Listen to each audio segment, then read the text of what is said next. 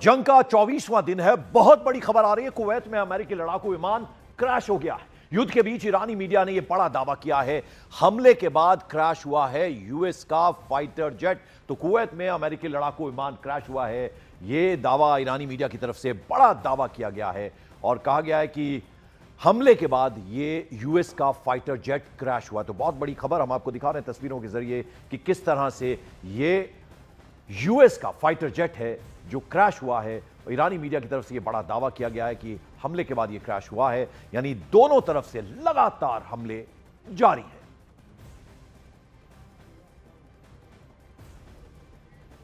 और इसी बीच Diego Garcia पर ईरान के मिसाइल हमले ने सिर्फ हिंद महासागर ही नहीं बल्कि लंदन तक की जो सुरक्षा है उसको चिंताओं को हिला दिया है। यानी सवाल यह है कि क्या ब्रिटेन सीधे इस जंग का हिस्सा बन चुका है, क्योंकि अमेरिका को अपने सैन्य ठिकानों के इस्तेमाल की इजाजत देने के बाद ब्रिटेन खुद ईरानी मिसाइलों के निशाने पर आ गया है। ऐसे में बड़ी बात यह है कि ब्रिटेन के पास इन मिसाइलों को रोकने का कोई किसी तरह का डिफेंस सिस्टम नहीं है। ऐसे में अब यह टकराव सिर्फ मिडिल ईस्ट तक सीमित नहीं है बल्कि यूरोप के दरवाजे तक यानी बिल्कुल पहुंच चुका है यह युद्ध।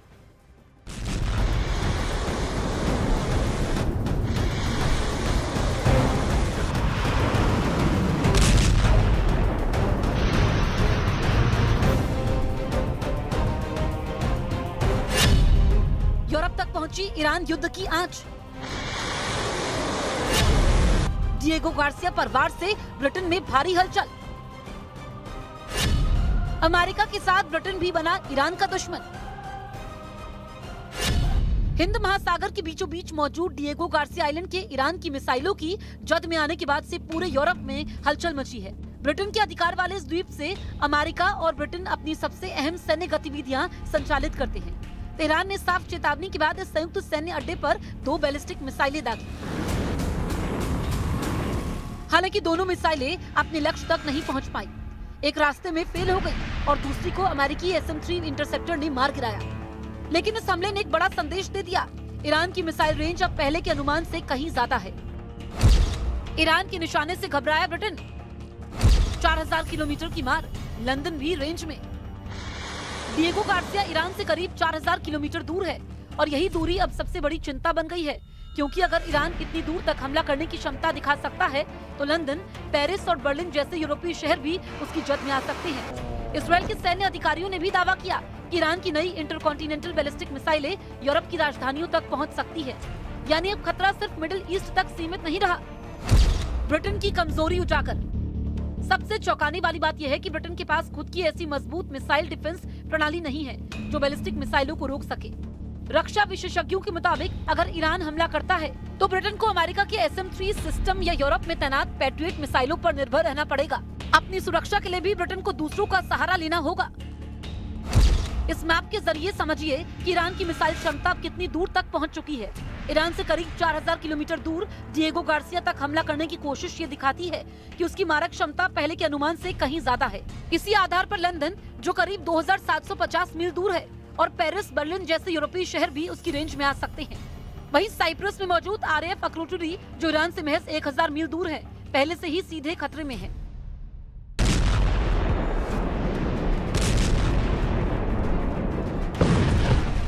ब्रिटेन के PM कीर स्टारमर ने अमेरिका को अपने सैन्य ठिकानों के इस्तेमाल की अनुमति दी है ताकि ईरान के खिलाफ ऑपरेशन चलाए जा सके। लेकिन यही फैसला अब ब्रिटेन पर भारी पड़ सकता है।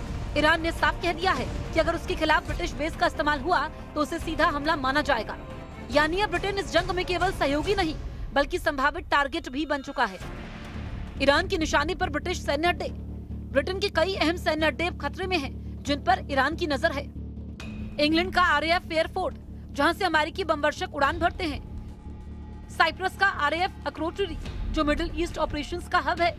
बहरीन, ओमान, कतर और UAE में मौजूद ब्रिटिश सैन्य सुविधाएं और खुद डिएगो गार्सिया, ये सभी ठिकाने ईरानी मिसाइलों के संभावित निशाने पर हैं। डिएगो गार्सिया पर हमला भले ही नाकाम रहा हो, लेकिन उसने एक नई हकीकत उजागर कर दी है। जिस ईरान की ताकत को अब तक कम आंका गया था, वही ईरान अब अमेरिका के साथ साथ ब्रिटेन के लिए भी खतरा बन सकता है। और अगर ब्रिटेन इस जंग में खुलकर उतरता है तो अगला निशाना सिर्फ कोई सैन्य ठिकाना नहीं बल्कि लंदन भी हो सकता है।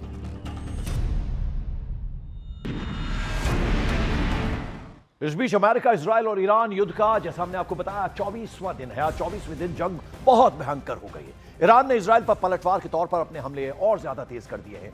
कल रात से ही ईरान की तरफ से इजराइल के प्रमुख शहर तेल अवीव समेत कई और शहरों पर क्लस्टर बम दागे जा रहे हैं।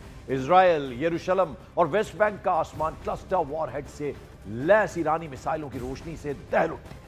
दावे के मुताबिक इस हमले में करीब 15 लोग इंजर्ड हुए हैं, जबकि एक शख्स की हालत गंभीर बताई जा रही है। तो कई सारे शहर इजराइल के कल रात से ही वहां सायरन बज रहे हैं, एक के बाद एक वहां क्लस्टर बम दागे जा रहे हैं। और ईरान के मिसाइल अटैक से इजराइल के प्रमुख शहरों में जैसे हड़कंप मच गया है। कई इमारतें पूरी तरह से तबाह हुई हैं, तो कई घरों और सड़कों को नुकसान पहुंचा है। ईरान के मिसाइल हमलों के बाद कई इलाकों में एयर रेड सायरन बज उठे हैं और लोगों को सेफ जगहों पर जाने के लिए बाकायदा अलर्ट जारी किया जा रहा है। इजराइल में ईरान के क्लस्टर बम के हमले और उससे आई तबाही की तस्वीरें आपके सामने हैं। आप जरा अंदाजा लगाइए कि ईरान ने कितना बड़ा हमला इजराइल के कई शहरों पर किया है।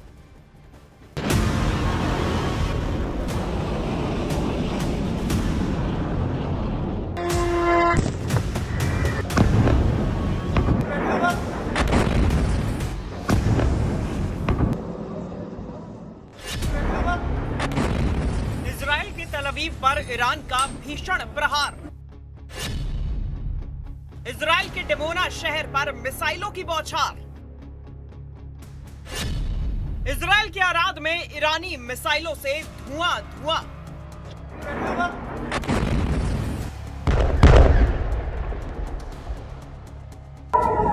इजराइल के इलाकों में ईरानी मिसाइलों ने कोहराम मचा दिया है।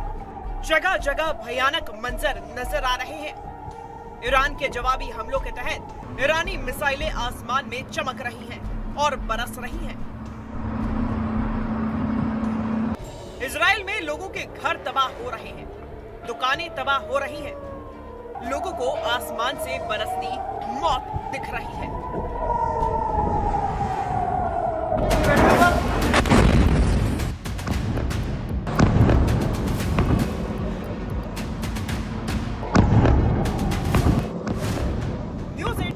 कैमरे में कैद ईरानी मिसाइलों की ये वीडियो देखिए। दावे के मुताबिक ये क्लस्टर बम हो सकता है। तेल अवीव से आई ये तस्वीरें रूह कंपा देने वाली है। इजराइल में हालात ऐसे बन गए हैं कि उसका आयरन डोम भी कई जगहों पर फेल होता दिखा, जिसका अंजाम तबाही और विनाश के रूप में दिखा।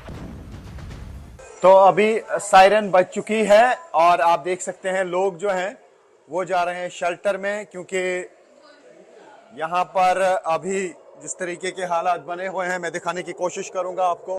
सायरन बज रही है, लगातार ईरान की तरफ से मिसाइल अटैक किए जा रहे हैं। डिमोना में अटैक किया गया, अर्द में अटैक किया गया, एयरपोर्ट्स पे किया गया, रेलवे स्टेशन पे, और कल तेल अवीव में एक ब्रिज को निशाना बनाया गया। ये देख सकते हैं आप, यहाँ पे ऐसा लगता है कि आज भी क्लस्टर बम है। इजराइल के डिमोना में आई बर्बादी की ये तस्वीरें चीख चीख कर कह रही हैं कि यहाँ ईरानी बैलिस्टिक मिसाइलों ने कोहराम मचाया है। डिमोना में कई इमारतें मलबे के ढेर में तब्दील हो गई हैं। न्यूज़ 18 इंडिया उस जगह पर पहुंची जहां ईरान की बैलिस्टिक मिसाइल गिरी है। ये अंदर घरों का हाल है। ये पूरी तरह से ये बिल्डिंग्स जो हैं कोलैप्स हो चुकी हैं, और मैं यहाँ पे थोड़ा सा हाइट पे जाके आपको दिखाऊंगा कि इर्द गिर्द क्या हाल है। न्यूज़ 18 इंडिया पहुँचती है वहाँ पर जहाँ पर होती है इसराइल में तबाही ईरान के मिसाइल अटैक्स की वजह से। तो ये आप देख सकते हैं एक्सक्लूसिव विजुअल न्यूज़ 18 इंडिया पे, किस तरीके की तबाही इर्द गिर्द हुई है। जो कुछ भी यहाँ पे था वो चकनाचूर हुआ है। ये वो एरिया है जो मिसाइल अटैक की वजह से तबाह हो गया है, और मैं वो स्पॉट आपको दिखाने की कोशिश करूँगा जो पूरी तरह से तबाह हो चुका है। तो ये पूरा एरिया आप देख सकते हैं कि किस तरीके की तबाही यहाँ पे इन घरों की हुई है। तो ये आप पूरा एरिया देख सकते हैं कि यहाँ पे किस तरीके की तबाही हुई है। तो ये वो स्पॉट है जहाँ पे असल में मिसाइल गिरा है, ईरान का बैलिस्टिक मिसाइल, और इर्द गिर्द आप देखिए इसके इर्द गिर्द भयानक तबाही हुई है। डिमोना का ये इलाका सबसे सुरक्षित और संवेदनशील इलाका माना जाता है, लेकिन अब ये शहर भी ईरानी मिसाइलों की जद में पहुंच गया है। तभी तो दुनिया सन्न रह गई। क्योंकि इसी डिमोना में इजराइल का सबसे सीक्रेट और संवेदनशील डिमोना न्यूक्लियर रिसर्च सेंटर मौजूद है।